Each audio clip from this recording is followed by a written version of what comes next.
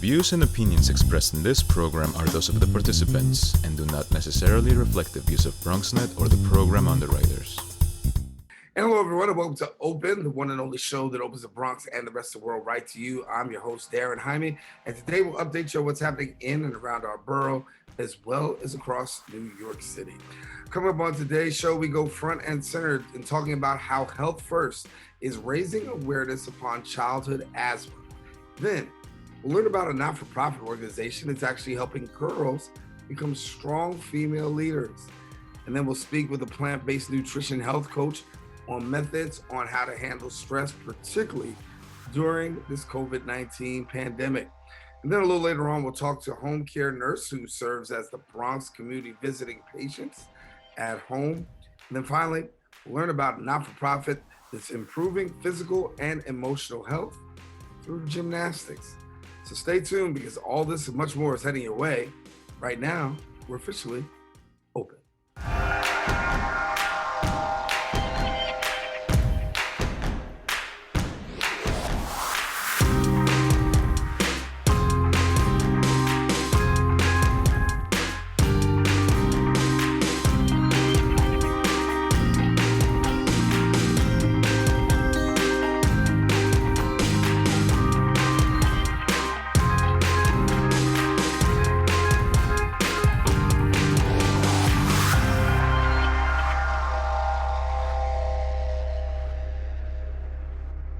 And hello, everyone, and welcome to Open. Today is Wednesday, May 26th, and you're watching Open, a live interactive program that brings the Bronx and New York City straight to your TV sets. We also want to welcome our viewers on Manhattan Neighborhood Network, as Open is being broadcast live simultaneously on the MNN channel. We encourage you to stay connected to us via all of our social media platforms at BronxNet TV, and don't forget our website at bronxnet.org. Well, some things have been going on throughout the course of the past week. We're going to take you through them with our Bronx updates.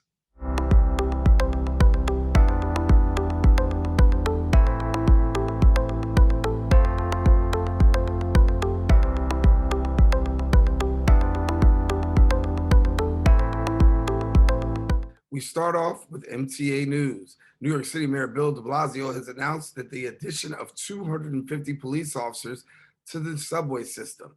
Now, this brings a total of NYPD presence to more than 3,000, which is the highest it's been in 25 years. The announcement comes after months of pressure by the MTA to put more officers underground and following a spate of attacks, which has raised questions about safety in the public transit system.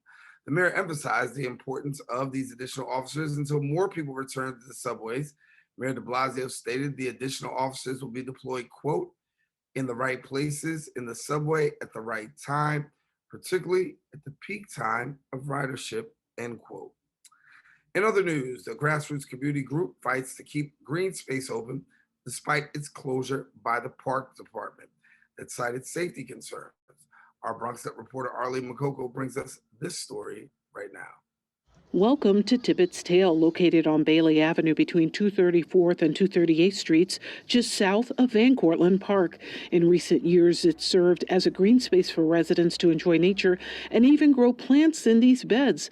But in late March this year, that all changed. When you put a lock on the gate and you seal up the entrance, it treats the community like the community is the threat to the space, like the community is not safe. The Parks Department, citing safety concerns, says that because it borders part of the Deacon Expressway, it poses a threat. Along with no fencing to protect visitors from the highway, they also cited the hazardous material inside the lot, as well as tree conditions, all these requiring significant work to make the area safe for public access. Meanwhile, the North Bronx Collective say they factored in all of this and still are requesting that it be reopened. We're aware of that, right? So that's why when we started clearing, we started building. You'll see on the far end, we've been building a barrier using the logs and using the sticks and everything. So everything we've cleared is on the opposite end from the Deegan, so that there isn't actually access to the Deegan. What you see now is heartbreaking. They organized this May Day Speak Out to see that the community is aware. I heard they were doing something, that was pro, environment and green space, stuff like that. So I wanted to see what it was about, and I was really impressed by what was going on because I feel like that's what we need in the Bronx. You know, we need solidarity within the community, and we need to build for progress within us. You know, the work needs to be done by us. And that the city has a change of heart. We worked so hard. 6 women worked really hard to clean 4 huge blocks. And by clean, I mean reimagined a space. For BronxNet, this is Arlene Makoko. Thank you, Arlene. Of course, we will keep you up to date with this story and more. That's all for our Bronx updates. Open continues right after this.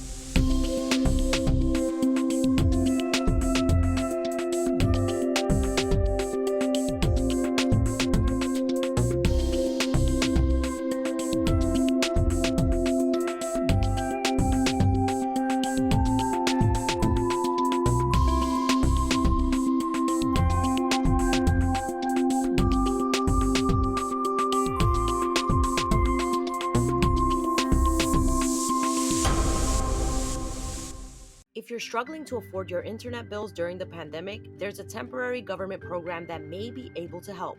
It's called the Emergency Broadband Benefit, and it provides up to $50 monthly discount on your broadband bill to qualifying households.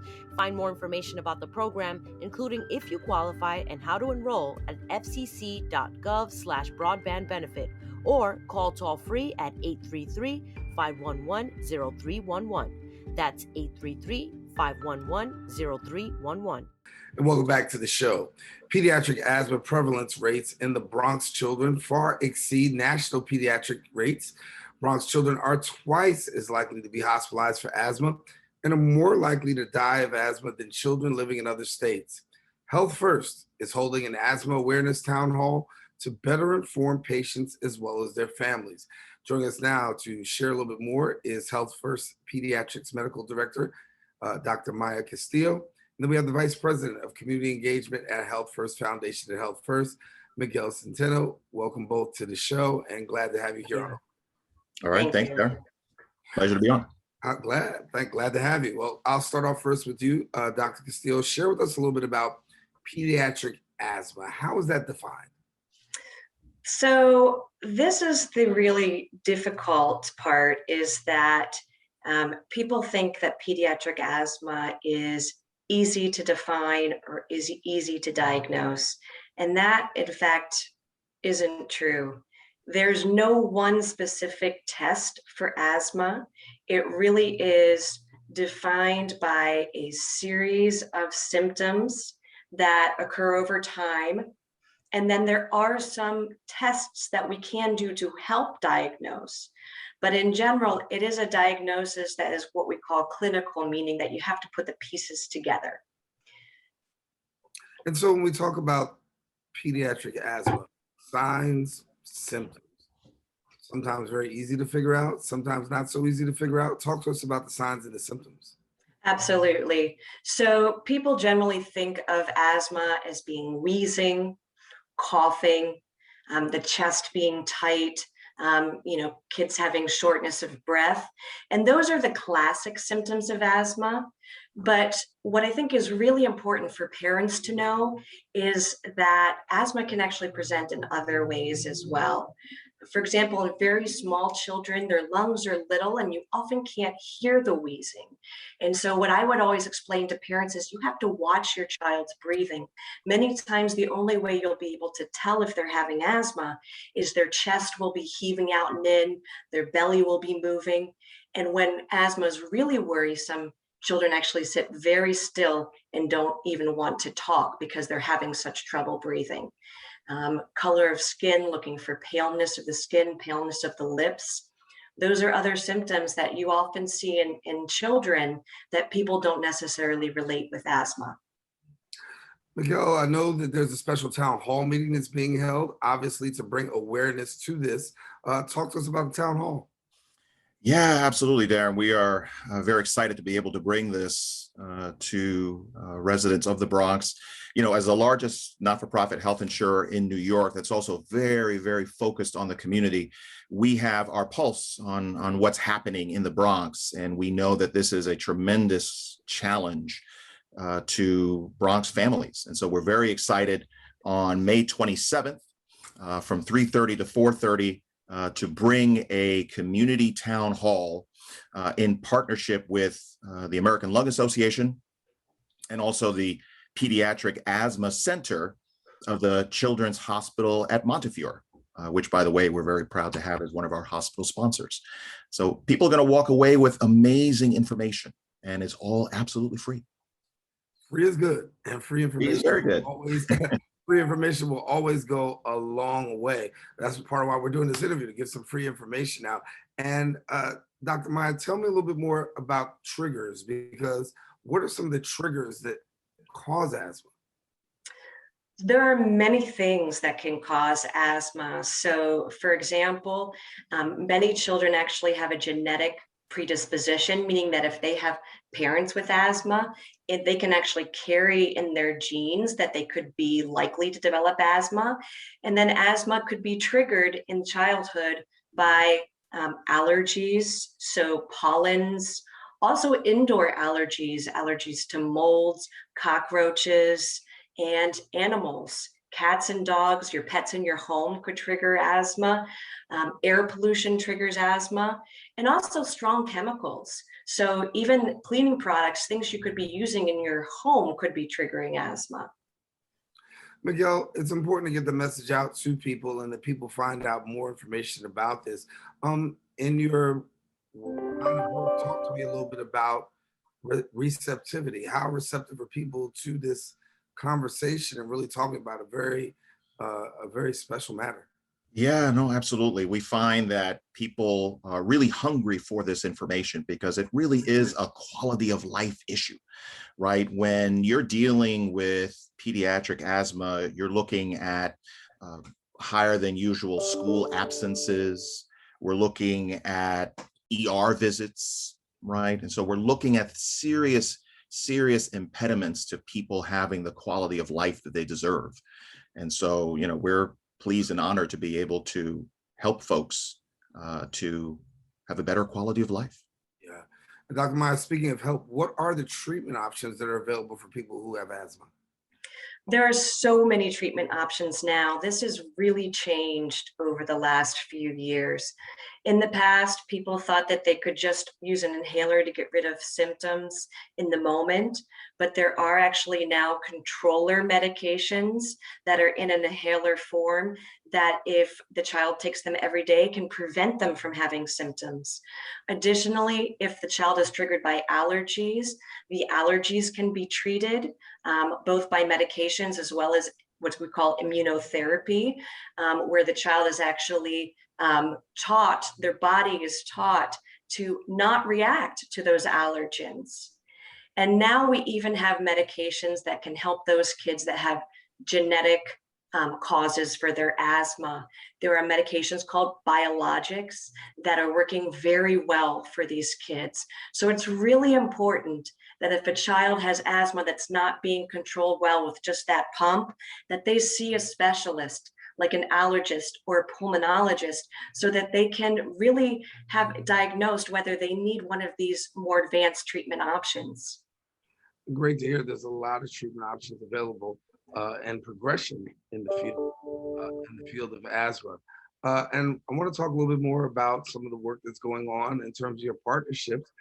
There's a partnership with Montefiore's Asthma Center, as well as the American Lung Association. Absolutely. You know, to share information with people, it takes a village, right? And so we want to make sure that we have all of the relevant resources that we can bring to bear to make folks' lives easier, right? And so we're very proud of our collaboration and very much looking forward to sharing this information with as many people as possible. Yeah, collaboration is definitely key in terms of spreading the message and getting the word out. Any anticipation on type of crowd that you're anticipating to see? Yeah, we've done a very broad outreach to faith-based organizations, to schools, right? Any number of organizations where we feel that we can reach people who are dealing with this issue, right? And so we expect a very good turnout, and we very much look forward to people receiving information that in many ways can be life-changing and life-saving, right? So we're very privileged to be able to share this information. Dr. Meyer, before we close, I want to talk a little bit about myths and stigmas that are associated with asthma. We hear a lot of different conjecture and people have a lot of different opinions, but what are some of those myths or stigmas that we can kind of like debunk right here? I think for me, the most important myths to address are the myths around treatment. So many people think that the medications are addictive or that their children will need these medications forever if they start giving them. And actually the opposite is true. The medications prevent the lungs from becoming inflamed. And so with that, the lungs are actually allowed to heal, and the child will probably need less medication in the future and maybe even grow out of their asthma. However, if the child is not treated, they may go on to develop permanent lung damage and lifelong asthma. So I think that's the number one myth I'd like to dispel. The treatments are not only not addictive, they actually will prevent the child from continuing to need medication in the future. Dr. Maja Castillo, as well as Miguel Centeno, thank you so much for joining us here on Open, sharing about a very important topic, childhood asthma. Thanks much. All right. Thank you. Thanks, Daren. Alrighty, now, if you want more information, always, you can go to visit them at their website. The website is healthfirst.org, or you can visit them on social media at HealthFirstNY. Why don't you stay with us? We do have more show coming up. Open will continue right after this.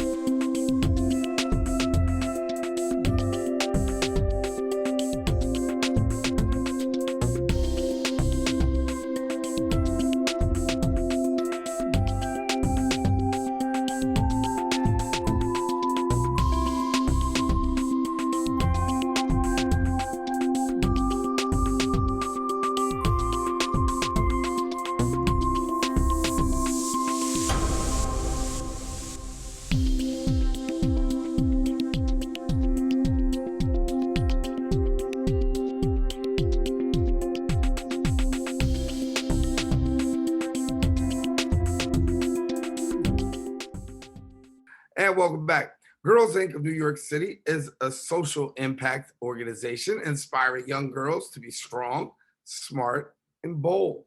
Their mission is to provide gender-based educational programs in the areas of math, science, health and safety, financial literacy, and leadership development. What initiatives have actually been taking place to continue to serve the young girls during COVID-19, particularly ahead of May's observance of Mental Health Awareness Month? Well, here now to share a little bit more is the Chief Executive Officer at Girls Inc., Dr. Pamela Maraldo. And Dr. Pam, good to have you back. Thank you so much, Daren. Great to be back. Great to be back. So talk to me a little bit about COVID. Everybody, I'll start off with the usual question. Everybody's, trying to navigate, but what's it been like for you as an organization navigating this COVID-19 pandemic and being able to reach your young girls? Daren, I am very happy to say that ours is a success story because we started digitizing our programs about 5 years ago when everybody thought, it was expensive and a little crazy. We had data analytics digitized, and most importantly, during the pandemic, a program called Mind Body Matters. What that program did was create a safe space and a forum for girls to share, to come together, and to give them strategies to deal with the stresses of the pandemic. So they were meditating, using mindfulness, doing yoga, dancing, and we really helped them with this program understand how your thoughts and your daily minute-to-minute thought patterns really can shift your mindset and make your days better and make you better able to cope. So we had lots of girls that were, the trends in mental health for girls in New York City were going in the wrong direction before the pandemic. Mm. So the pandemic really just blew everything out of the water. And, that we saw increases in depression, anxiety, suicide, ideation. But our program helped girls overcome isolation that they feel like when they're cut off from their peers.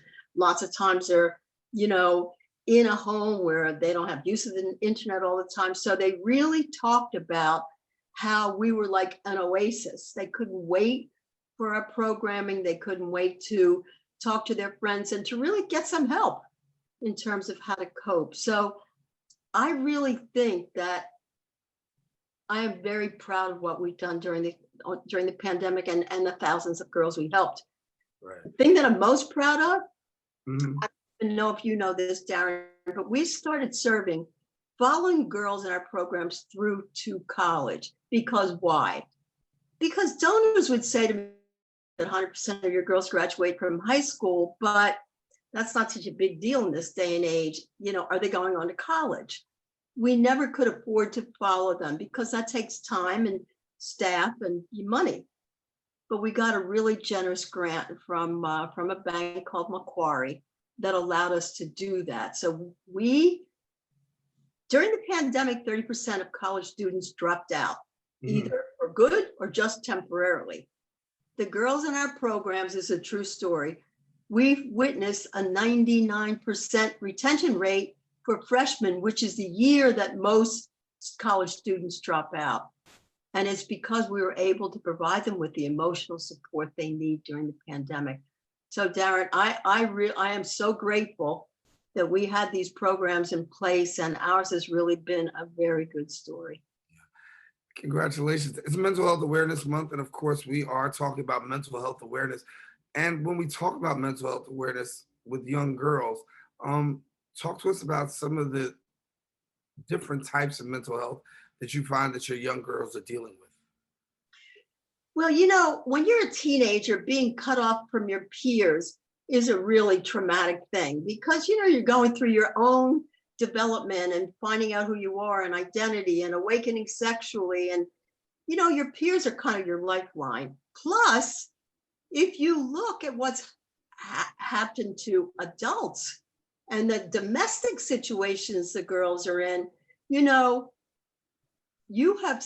and I both heard the stories about liquor sales going through the roof, divorce rates going through the roof. So very often these girls were in domestic situations that were really tough and sometimes, traumatic, and an increase in incidents of domestic violence. So we were able to help them develop a sense of inner calm, no matter where they are, what the storm was like around them. And actually, that's why I wanted to develop the program to begin with. It took me like 40 years to learn how to meditate, but it changed my life. And I thought, if there's anything I can give these girls to help improve their circumstances, what would it be? And that was it. When they find out that what's going on in your body is directly related to how you can direct your mind. You don't have to just let anything come into your mind at all. You're in control. You can command it to do what's best for you. And that's basically what we're teaching them. And that is where self-confidence and real power comes from. So I think that it's amazing to see how these girls are responding to this program, how resilient they are. and, what we were able to accomplish for them through this pandemic. And speaking of the program, I mean, obviously the program online, a lot of virtual learning going on due to COVID-19. What has been the impact of actually learning through this virtual format and through social, through this socially, virtually distant existence that we have?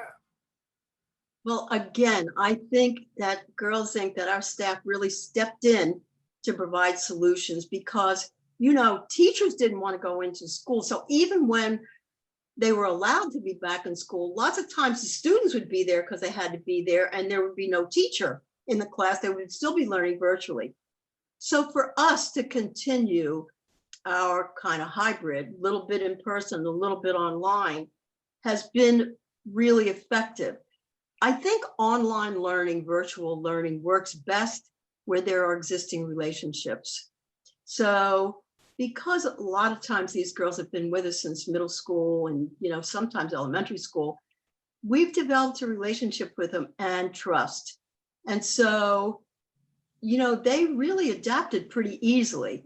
The only problems we had were, some girls didn't have enough either bandwidth or there was one computer that they were sharing, the family was sharing, and they didn't have access. But pretty much we were able to help them get the equipment they needed and help them get set up. So I think the virtual approach for us was hardest for our staff because they had to be much more comfortable. I mean, in a way, virtual teaching is like, being on the air. You don't have the one-to-one feedback consistently that you do in a classroom, looking at the students and seeing if your message is getting through. But they adapted. We did a lot of training right away, and we were able to pivot pretty quickly. And as I say, I mean, we had virtually a citywide girls summit with over 1,000 girls that, was on self-care and teaching girls how to take care of themselves during this pandemic, what kinds of strategies they can use to keep their emotional health in good shape. So I feel like it was, all in all, it was a successful run for Girls Inc. programming and the girls we serve. Great work going on at Girls Inc. of New York City. Thank you so much for being with us, Dr. Pamela Maraldo, and all the things that happened with Girls Inc. Thanks. Thank you so much for having me, Daren. Have a great day. Hope to see you again soon. Soon, and hopefully, we'll be a little bit further along in this COVID-19 pandemic. Yes. God willing. Yes, and God willing, yes. Have a good one. Thank you. I'm sorry. For more information, you can visit their website at girlsincnyc.org. Also, you can follow them on social media at Girls Inc. NYC. Don't go anywhere. We got more show coming up. Open continues right after this.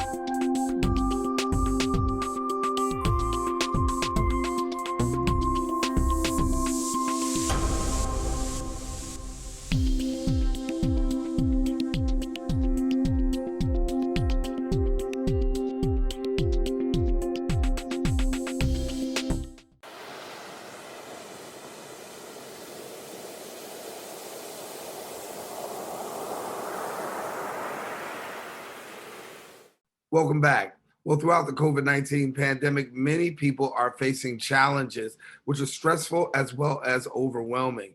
They lead to a long range of health problems, including heart disease, diabetes, depression, and anxiety. Now, learning to cope with stress in a healthy way will make you, the people you care about, and those around you be more resilient. Joining us and sharing more about this is the plant based nutrition health coach and the owner of CB Health and Wellness, Dr. Cecilia Basbus. And Dr. Basbus, good to have you back. I'm happy to be back with you guys, Daren. It's great to see you again. Good to see you. And as we talk about, seeing each other, obviously we haven't seen each other a lot because of the COVID-19 pandemic, and with people staying home. And a part of staying home is sometimes doing some unhealthy things like eating. And so I want you to talk for a little bit about stress eating and what that looks like and what that sounds like. Well, stress eating is usually triggered by like the word says stress, and now with COVID, it's happening that a lot. Also with boredom, and also when you when you have a lack of physical activity, right? And there's a lot of emotions and things going on in your mind, and there's not a lot of like energy released through your body, right? So when all those things happen, you start eating, right? And also when you are stressed, one of the ways of coping that stress is like having an instant gratification. So instant gratification comes with sometimes sweet, sometimes salty things, and usually carbs. So those are the things that usually people try to like pick, and then they start eating without any control. Yeah. So what are some of the side effects of stress or direct effects of stress? Because while people are out there stressing, I don't think that many times we all think about some of the direct effects the stress causes when it's not checked. Well, the effects of stress could affect all your body, complete body, right? It could go from digestive problems. It could go, also could happen that your sleep is altered. So there's not a good sleep. There's also could be mood changes. There could be stress also takes you for, it's not that it takes you, it just gives you, it produces a low immune system. Your immune system starts to go low, right? So when that happens, you can catch a lot of, you can have a lot of illnesses like the flu or COVID if you're around it. And also there could be other things. Stress could give you heart problems, could give you high blood pressure. It could take you, especially like heart issues, could like malfunctioning of your heart and stuff like that. Yeah. Walk me through a little bit of the natural remedies that are available to deal. And I know this is your area of expertise. So share with us a little bit about those natural remedies that can actually help somebody. To help you like survive with stress. One of the things about stress and also like stress eating and everything is, I think one of the first things that you have to do is really realize what's happening in your life, right? If you're really, some people don't know that they're stressed at this moment, that they have this anxiety, but they don't know what it is, right? Or they've been inside and they've been coping with COVID for so long that they don't really know what's going on. But so like have a small, on a piece of paper, write down what happened. Do a diary of what you've been eating all day, for example, right? So then you can see like if you've been overeating, right? Also, take some time to do some exercise. Go outside, just be outside, like have some fresh air, do your walks. Also have a watch or even like on your phone, have an app that says a fit app, right? And start counting your steps or, put like, let your phone say, okay, after a couple hours, give you like an alert of, you should like stand up, do some exercise and stuff like that. Also, with COVID and when you've been like working from home, it's just like it gives you're supposed to work more because you're from home, right? You cannot like take a break. You're like, you have to be 24/7 available, right? So just put on your calendar, I don't know, from like 12:30 to 1, I'm going to give myself half an hour, I'm gonna go outside. I'm gonna prepare my meal. It's the same time that you will take when you're at work, right? You would just take half an hour or an hour, just get your meal, come back. So, but when you're at home, you don't do that. You don't take time. You don't take time to just go get a coffee. You don't take time to walk. You don't go to the subway or stuff like that. So take some time for yourself. And also during the week, I will also always suggest to have a date with yourself. Do something that you really enjoy, something that gives you pleasure. I usually say I call it dates with Cecilia. For me, it's to go outside or maybe go hiking or take the dog and a walk in a green area. So that gives me peace and also makes me relax a little bit. And also you do the exercise, right? Because you'll be walking a lot. The other thing is, do not buy things that you don't want to eat, right?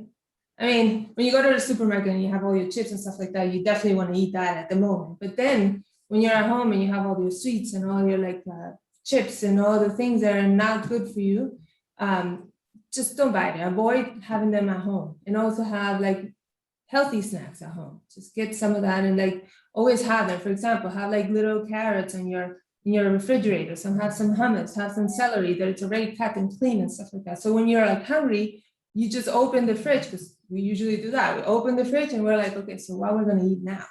And then have those things available. So when you eat, then you have those, and then you have a good choice of what you're gonna eat.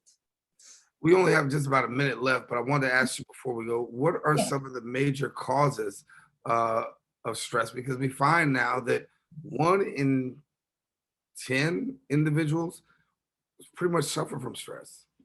Mm-hmm. What are the causes of stress? I feel a lot of the stress it's being given by a situation of things that you need to do. People are asking you to do a lot of things. And also, as human beings, we are autocritical of ourselves, right? We never do things the way we're supposed to do. So it's we're always criticizing ourselves. And then that gives us also a lot of stress for us. Because if our goal is of how we're going to do things are up here and we can do here, then there's always failure, right? And then with that, you're always criticizing yourself, and that gives you more stress. And also the idea of not being able to be outside with other people. Well, right now here we can go a little bit, but in other countries we can. Or also be able to get together with people, with friends. That gives stress. Well, Dr. Basbus, thank you so much for being with us, sharing a little bit about stress and some natural ways that we can actually make some more healthier choices. Thank you for being with us. No, thank you for having me. It's always a pleasure. Yes. Well, if you want more information, please visit her website at ceciliabasbus.com. You can always call 646-427-2584. Again, that number 646-427-2584. We encourage you, don't go anywhere. We got more open coming up right after this.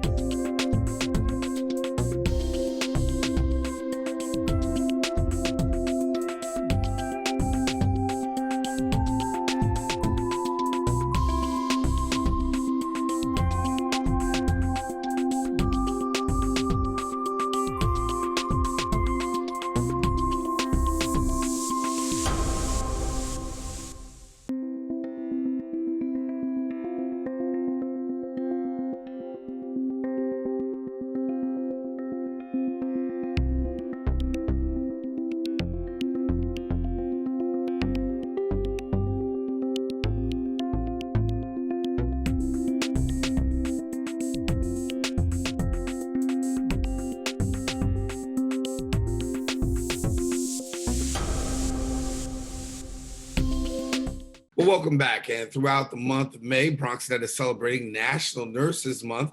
highlighting VNSNY nurses who actually serve the community in different kinds of ways. Now, the coronavirus pandemic highlighted the vital role home care nurses play in recovery, but their job duties also range from educating and implementing healthy restrictions to wound care, as well as recovery. Our next guest has worked with VNSNY Home Care Bronx branch for almost 17 years. Joining us now to tell a little bit more details is the registered nurse at VNSNY Bronx Home Care, Cleo Miller. And Cleo, good to have you here. Hi, good morning. How are you? I'm good, fine, thank you. And congratulations. I should say National Nurses Month, so we want to say congratulations to you. And also, Thank you. Yeah, thanks. And you're welcome, I should say.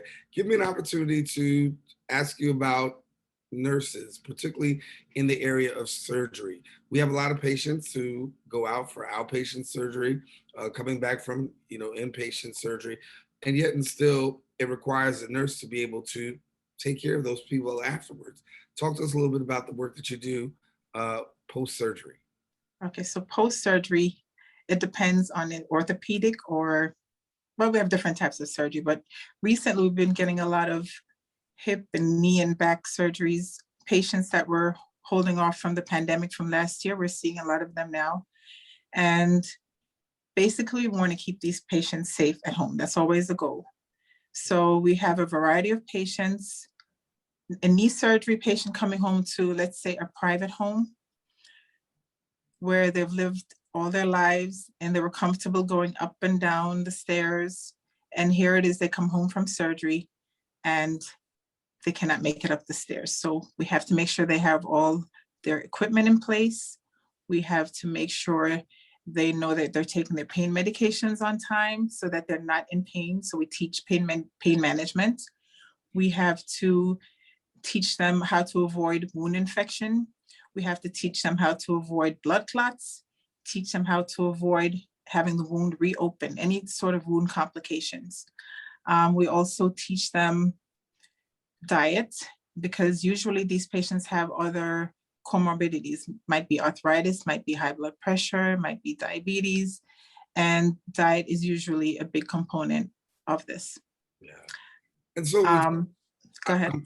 When we talk about educating a patient, very important to make sure that patient is educated when they get home. So, and when you say talk about, how is that education process? So as soon as you walk to the door, you start assessing the patient. So you see what the needs are as soon as you get to the door. It might be the patient took a long time to get to the door, so the patient is home alone. So you want to talk about or teach about safety, what their needs are. Are they going to be able to cook a meal for themselves? Are they going to be able to even wash up by themselves? And so we just basically assess their needs at the beginning, and then we teach them how to stay home in their home safely. Are you noticing any trends that you're seeing in patients nowadays post-COVID? I think there was a backlog on a lot of things. Not just surgeries. We have a lot of cancer patients who are not able to go for their treatments or to get whatever surgery they needed to correct that cancer. So it's not just orthopedic surgery, but there is, in the neighborhood where I work in the Northeast Bronx and over in Woodlawn and that area. And I have been seeing an increase in the types of surgeries I'm talking about, the back, the knee, the hip. And I had a patient recently who she was healing and forgot to tell us that she slipped while she was in the bathroom, and that wound opened up in her back. So this wound that would have been closed 3 weeks ago is now going to be requiring nursing care for another 6 weeks to perform wound care. As well as we have to encourage her to do her physical therapy exercises. If she doesn't do the exercises, then she won't heal as fast as she would like to and get back to her independence, which is her goal, to get back to full independence. So it's a gamut of things. It's a interdisciplinary approach. You have to coordinate with the physical therapist, you have to coordinate with the caregivers, you have to coordinate with the insurance companies, you have to coordinate with getting wound care supplies for her. It's a big thing. Share with me a little bit about being an advocate for your patients. I mean, in what you're talking about, getting those supplies and doing those things. That's a form of advocacy, but talk to me a little bit more Yes, about being an that's a advocate. big component of home care nursing. Last year, in the height of the pandemic, the disaster, I had a patient who was living at home alone. He's retired. His brother, his main caregiver who lived someplace else, came down with COVID. His sister, who lived in another area, also came down with COVID, and sadly she passed away. And then his brother-in-law, who would come by to help, he ended up having COVID. So in addition to him having to deal with having lost his toe, he was a diabetic, so he had an amputation. So in addition to having to deal with the loss of his toe, and to deal with me coming there to perform wound care and just the whole, everything that was going on, he developed an extreme case of anxiety to the point where he kept falling at home. He was very unsafe at home by himself. So we arranged for him to get a home health aide, but that was not enough for 24 hours. It was only for a few hours during the day. And he just kept falling, and it was very unsafe for him. And we tried to get him to go to the hospital, but at that time they were not really admitting patients, if it wasn't an urgent emergency. So eventually he fell one time too many, and he called 911, and they actually took him to the hospital. And while he was there, I was able to call the emergency room doctor and speak to them and let them know how unsafe it is at home for this man. And, that I understand that this pandemic is going on, but he really is not a safe candidate to be home alone. And the doctor was willing enough to listen to me, listen to my concerns, and listen to what the patient needed, and was able to facilitate helping getting this patient into a nursing home during the time when patients were not really going to nursing homes. He went to the nursing home and he stayed there, and he actually recovered. He got stronger, and he was able to come home a few months later, much calmer, and we're able to service him and help him heal. And at the end of the discharge, when I got ready to discharge him, he actually cried tears. He said, we helped him so much just to get his life back together and a peace of mind. And that was a good thing. Well, congratulations for the work that you do, and thank you for the work that you do, really being an advocate and a supporter. We celebrate you during National Nurses Month. Cleo Miller, thank you so much for being with us here on Open. Thank you so much for having me. Well, Cleo Miller, thank you for the work that you do, VNSNY Nurse. All righty, well, for more information, you can visit their website at vnsny.org or call them at 1-800-675-0391. Again, that number, 1-800-675-0391. Now, we encourage you, don't go anywhere. We've got more Open coming up right after this.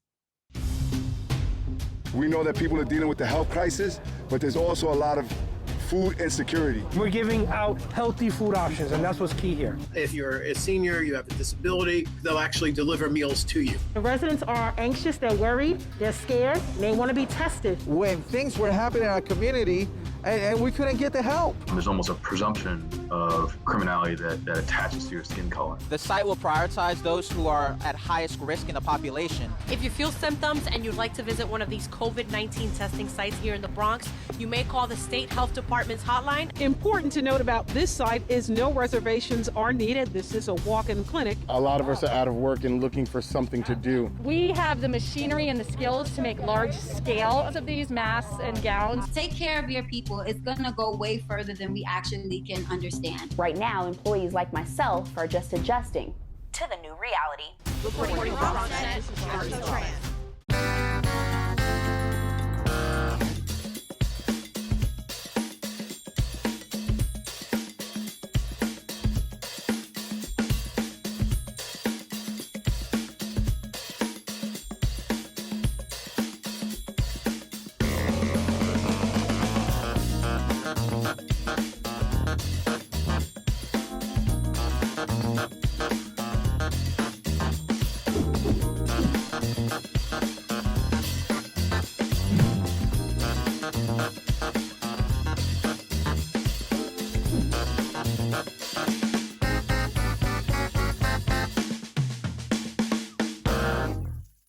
welcome back.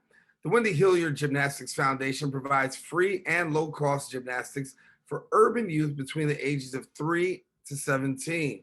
The foundation helps improve their physical and mental health, as well as providing various programming focused on nutrition and health, as well as sports safety to career path internships, public speaking, and New York City Public School admission assistance. Here to share more is Wendy Hilliard, Gymnastics Foundation founder and CEO, and as well as gymnast Arissa Smith. Good to have you both with us here on Open. Thank you. Glad to be here. Wendy, first of all, congratulations to you, 25 years and in the business. Talk about why you got this going. Oh, really interesting. So I'm originally from Detroit. And when I took my gymnastics in Detroit, Michigan, it was through the recreation department. And so we had these really great coaches from the Soviet Union, former Soviet Union.